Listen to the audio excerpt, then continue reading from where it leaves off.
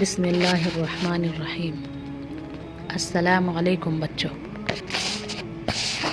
چلیے آج کے سبق کا آغاز کرتے ہیں۔ پہلے کچھ سوالات اور پھر ان کے جوابات تلاش کرنے کی کوشش کرتے ہیں۔ راست بازی کسے کہتے ہیں؟ نبیوں کا شیوا کسے کہا گیا؟ سچ بولنے کا راستہ کس طرف جاتا ہے؟ حضور اکرم صلی اللہ علیہ وسلم نے مومن میں کن خرابیوں کے نہ ہونے کا ذکر کیا ہے؟ آئیے ان سوالوں کے جواب تلاش کرتے ہیں۔ اللہ تعالیٰ نے ہمیں حکم دیا ہے کہ جب بھی ہم بات کریں سچ بولیں۔ قرآن شریف میں ہے یا ایھا الذین آمنوا اتقوا اللہ وقولوا قولا سدیدا یصلح لکم اعمالکم ویغفر لکم ذنوبکم۔ مومنو، خدا سے ڈرا کرو اور بات سیدھی کیا کرو، وہ تمہارے سب اعمال درست کر دے گا اور تمہارے گناہ بخش دے گا۔ اس آیت سے ہمیں یہ سبق ملتا ہے کہ ہمیشہ سچ بولیں اور راست باز رہیں۔ قرآن مجید میں بہت سے نبیوں کی بہت سی خوبیوں کا ذکر ہے۔ ان خوبیوں میں راست بازی کا ذکر بار بار کیا گیا ہے، جس سے معلوم ہوتا ہے کہ راست بازی نبیوں کا شیوا ہے۔ قرآن مجید میں متقی اور پرہیزگار لوگوں کی نشانی صدق اور سچائی بتائی گئی ہے۔ والذی جاء بالصدق وصدق بہ اولئک ھم المتقون۔ اور جو شخص سچی بات لے کر آیا اور جس نے اس کی تصدیق کی، وہی لوگ متقی ہیں۔ صلی اللہ علیہ وسلم نے فرمایا کہ سچ بولنا نیکی کا راستہ بتاتا ہے اور نیکی جنت کی طرف لے جاتی ہے۔ جو آدمی سچ بولتا رہتا ہے، سچ بولتے بولتے وہ سچا آدمی کہلانے لگتا ہے۔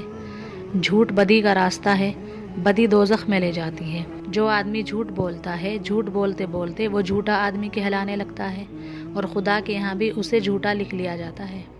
ایک مرتبہ نبی کریم صلی اللہ علیہ وسلم اچھے لوگوں کی خوبیاں بیان کر رہے تھے۔ آپ نے فرمایا کہ مومن میں دو خرابیاں کبھی نہیں ہو سکتی، ایک خیانت کرنا اور دوسرا جھوٹ بولنا۔ ایک اور حدیث میں ہے کہ انسان کا ایمان اس وقت مکمل ہوتا ہے جب وہ جھوٹ بولنا پوری طرح چھوڑ دے، یہاں تک کہ ہنسی مذاق اور لڑائی جھگڑے میں بھی جھوٹ نہ بولے۔ ہمارے نبی صلی اللہ علیہ وسلم ہمیشہ ہی سچ بولتے تھے، اس وجہ سے آپ کو صادق اور امین کہتے تھے۔ آپ نے ایک مرتبہ مکے میں صفا کی پہاڑی پر کھڑے ہو کر لوگوں کو بلایا اور سب سے پہلے یہی پوچھا، اگر میں تم سے کہوں کہ پہاڑی کے اس پار دشمن حملہ کرنے کے لیے تیار ہیں، کیا تم میری بات مان لو گے؟ سب نے جواب دیا، کیوں نہیں، آپ صادق اور راست باز ہیں، ہم آپ کی یہ بات ضرور مان لیں گے، کیونکہ آپ کو کبھی جھوٹ بولتے ہوئے نہیں دیکھا۔ آپ کے بڑے بڑے دشمن بھی آپ کی سچائی اور راست بازی کا ہمیشہ اقرار کرتے تھے۔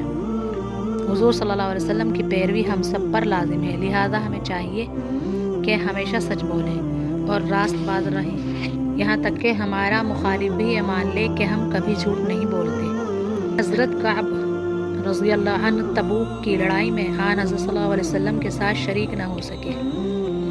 جب آن حضرت صلی اللہ علیہ وسلم کو اس کا علم ہوا تو آپ بہت ناراض ہوئے۔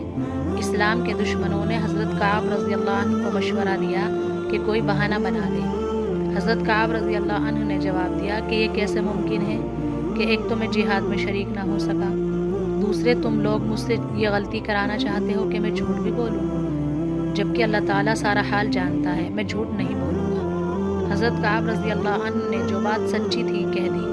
ان کی یہ بات اللہ تعالیٰ کو ایسی پسند آئی کہ وحی کے ذریعے آپ کی توبہ قبول کرنے کی خوشخبری دی۔ ہمیں سچے مسلمان کی طرح سچ بولنا چاہیے، یعنی انسان راست بازی سے کسی مصیبت میں نہیں پھنستا۔